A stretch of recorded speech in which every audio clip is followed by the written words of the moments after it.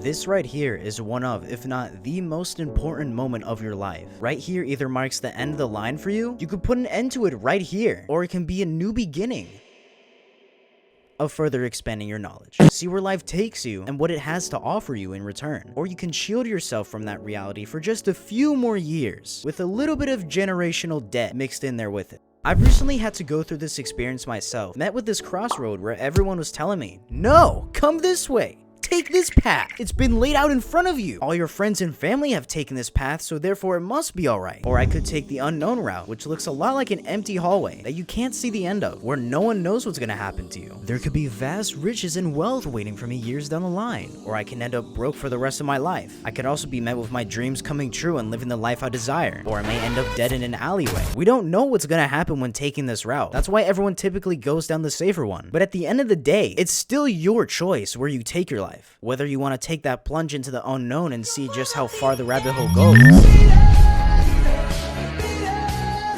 or you can just play it safe, go to college, get a normal job afterwards with a degree and just live on that. And there's nothing wrong with that at all. It's a very humble and modest way to live. But then you also run the risk of being trapped in the typical 9-to-5 commute for the next 40 years, depending on the degree that you get. Is this why people say, enjoy life now while you're young and you have the freedom? Like, what freedom? I'm broke. I don't have the freedom to just drive a C8 Corvette down the road. I'm struggling to pay my bills every month. Only difference between me and you is I don't have chronic back and knee pain, and I'm also still trying to find out what I'm trying to do for the rest of my life, because at the end of the day, it's your own choice that's gonna decide how the rest of your life plays out from this point. And that's honestly a pretty scary thing to think about. So most people tend to opt for the college route, and for good reason too. There's societal pressures, parents pressuring you too, and all your friends are doing it as well. So it looks like the obvious choice to make, where at least you can still have a social circle. I'm not sure if anyone else has noticed this too, but I'm pretty sure colleges unintentionally gain a sort of monopoly over us young people, because I'm not sure if anyone else has noticed this either, but if you stroll into your local town, you'll notice that it's getting more and more difficult to find younger people around. Like, you don't see kids playing on the street anymore, laughing and having a good time without a care in the world. They've just been reduced to skibbity riz. At least in my area, that's kind of how it is now. Even trying to speak to people in public, everyone just seems so much more afraid of each other nowadays. Where like back in the 1970s, people would just come up to each other and be like, "Hello stranger I've never met before, how are you on this fine day?" And then they become lifelong best friends. But that's the thing, those people are old now. Everyone is older now. Look at this chart, for example. This is the age range of people here in America. Just for reference, a healthy one looks more like a pyramid, where there are more younger people than older people. It's not supposed to look like this, because now there are more older people than younger people. This is how it looked in the 1960s, and this is how it looks now, and what it's going to look like soon. Okay, but why are you bringing this up? Because this shows that the next generation is slowly losing that social circle that we have in school. Think about it, right? There being less and less younger people as time goes on. That means less students in future classes, and therefore less friends for those kids to have. But that's for the future generation to deal with. So let's get back to the present now. So here we are at this crossroad again. Which route should you take? Well, if you're trying to become a doctor, lawyer, engineer, etc., then yes, absolutely go to college. We need more of those in today's world, and there's a huge market for it. I'm not trying to deny that at all. Tons of opportunity to be had there. Or if the job you're trying to get in the future requires a degree, then yes, go to college. But let's say you still don't know what you want to do with your life yet. You don't want to go to college because you want to carve out your own path, or you genuinely just don't know what to do with your life from here. Well, I'm still pretty young myself, so take what I'm about to say with a huge grain of salt. But personally, what I would do, and what I'm currently doing, is don't go to college, at least for now, because you're not sure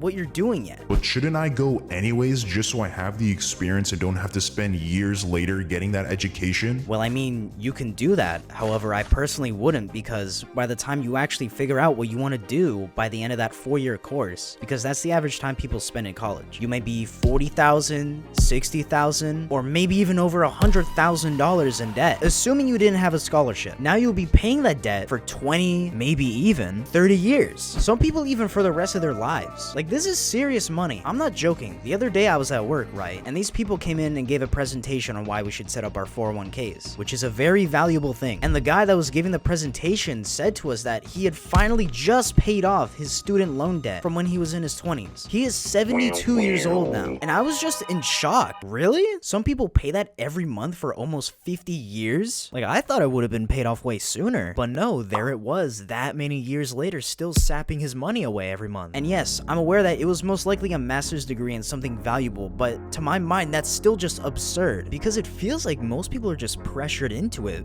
by like some external source. It might be your parents, it might be your friends, it might be your teachers, even just society in general. You're just seen as like weird for not going to college. Like what? You don't have 20 to 30 years worth of student loan debt to pay off? Weirdo.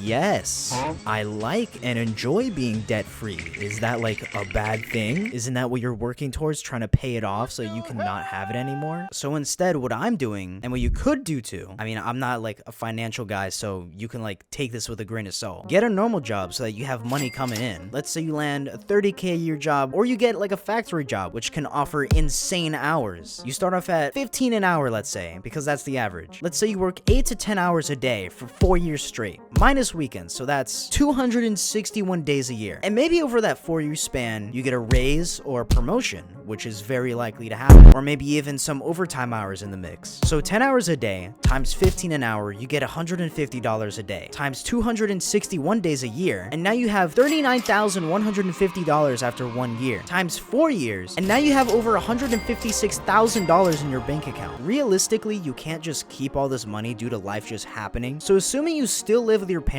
and graduated high school at 18 with little to no bills to pay, and probably factor in a pay raise here and there, and also assuming that you didn't just go and blow it all on other things and just save that money. Realistically, now you have around $120,000, but then you factor in taxes, so now it's more like $80,000 to $100,000. Assuming you live pretty modestly during those 4 years, well, now you have a net worth of close to, if not over $100K at 22 years old. Meanwhile, everyone else graduating college around this time is nearly $100K in debt. So now with that $100K you have saved up, you can do whatever you want with it. You can throw it into an investment and watch it rise more and more over the years, or you use that money to start a business, or maybe even just spread it out over both those options. And that's the beauty of this, because again, at the end of the day, it's still your choice in what you do with your life. You can choose to get into the content creation grind and maybe strike it big one day. You can get into fitness and sculpt the body of your dreams, or you can go to college and study for that degree that you want to get a high-paying job in whatever field you're studying in. You can explore the world with the money you saved up, or you can do something else with that money entirely. You can choose to date someone or stay single. The choice is yours. It sounds corny, I know, but it's true. Life is literally whatever you make it out to be. What you choose to do, where you go, how you spend your money. Do you learn a new skill or do nothing? Take the unknown route or take the college route? The choice is yours. But let me know what you guys think. Do you agree?